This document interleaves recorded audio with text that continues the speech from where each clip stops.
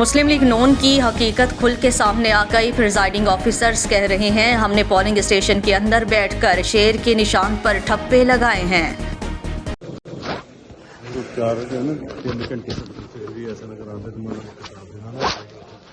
ठप्पियां ला लो लग जानियां सन।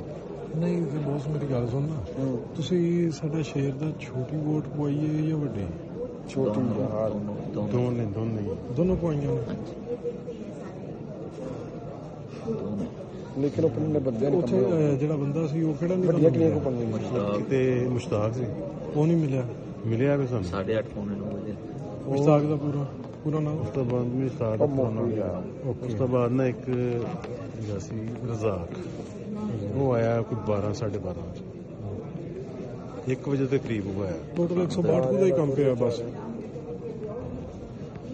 ਵੱਧ ਪੈ ਜਾਣਾ ਸੀ ਮੈਨੂੰ ਲੱਗਦਾ ਉਹ ਭਾਈ ਸ਼ਾਹਦ ਦੇ ਮੋਡਲਾਂ ਚ ਰੈਸ਼ਨ ਢਾਡੀ ਜੀ ਮੋਡਲਾਂ ਚ ਰੈਸ਼ਨ नहीं मेरे मॉडल कलमा चौक गुलबर्ग ਹਾਂ ਕਲਮਾ ਚੌਂਕ ਦੀ ਵਰਕ ਲੱਗਦਾ ਹੈ ਸ਼ੇ ਇਹ ਬੱਦੋ ਕਿਸਾਨੀ ਐਜ਼ ਅ ਪ੍ਰੈਜ਼ਾਈਡਿੰਗ ਆਫੀਸਰ ਸੀ ਹੈਨਾ। हाँ जी ਮੈਂ ਸਵੇਰ ਤੋਂ ਗਿਆ ਨਾ ਇਹਨਾਂ ਨੇ ਇੱਕ ਤਾਂ 2 ਘੰਟੇ ਆਪਣਾ ਪੁਲਿਸ ਸਟੇਸ਼ਨ ਬੜਾ ਢਿੱਲਾ ਅੱਛਾ ਪ੍ਰੈਜ਼ਾਈਡਿੰਗ ਆਫੀਸਰ ਸੀ ਕਿੰਨੇ ਆਪਣਾ ਪੁਲਿਸ ਨੇ ਖੋਲਿਆ ਹਾਲਾਂਕਿ ਬੰਦੇ ਵੀ ਪੂਰੇ ਸੀ ਇਹਨਾਂ ਨੇ ਬੜੀ ਫੇਵਰ ਦਿੱਤੀ ਆਪਾਂ ਨੂੰ ਕਾਪੀਆਂ ਵੀ ਦਿੰਦੇ ਪਏ ਸੀ ਮੁੰਡੇ ਕਿੰਨੀਆਂ ਕਾਪੀਆਂ ਪਾਏ ਸੀ दो ਸਾਰੀਆਂ ਸ਼ੇਰਾਂ ਦੇ ਮੋਹਰ ਲੱਗ ਜਾਣੀ ਸੀ दो पहले ਆਪਣੇ गए ਜੱਟਾਂ ਨੇ ਨਹੀਂ थे दो गए थे एक पीपी दी ते एक एनए दी ਉਹ ਭੈਣ ਚੋ ਨਕਮੇ ਉਹ ਕੁੜੀਆਂ ਗੱਲ ਹੀ ਨਹੀਂ ਸਮਝਦੇ। ਤੁਸੀਂ ਐਮਐਲਏ ਵਾਸਤੇ ਸ਼ੇਰ ਦਾ ਕਿੰਨਾ ਪਾਇਆ?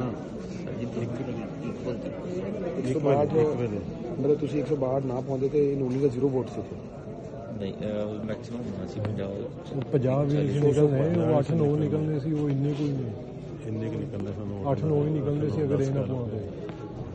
इससे पहले होती है काफी ਇਹਨਾਂ ਨੇ ਪਵਾਏ ਨੇ ਤੇ ਕੰਮ ਨਹੀਂ। एक एमएनए दी एक एमपी दी 2 कापियां कड्डियां मैं क्या इन्वेस्टर के पईयां टेबल ना पईयां सारे ਨਹੀਂ ਤੇ ਉੱਥੇ ਖਾਲਦ ਗੁਜਰ ਨਹੀਂ ਆਇਆ ਜਿਹੜਾ आया वे और कौन सी चादर जितना बनी हुई सी और एक बैठा हुआ था पीटीए का ਉਹਦੀ ਵਜ੍ਹਾ ਤੋਂ ਲੜਾਈ ਹੋਈ ਚਾਦਰ ਵਾਲਾ ਉਹ ਕਰੇਨ ਵਾਲਾ ਆਇਆ ਹੁਣ। ਉਹਨੇ ਕਰੇਨ ਵਾਲਾ ਨਹੀਂ ਉਹਦਾ ਸੀ ਮਾਮਾ ਠਾਕਰ ਮਾਮਾ ਨੂੰ ਆਂਦੇ ਸਨ ਮਾਮਾ ਠਾਕਰ ਨੂੰ ਆਂਦੇ ਸਨ ਉਹਦੇ ਨਾਲ 3-4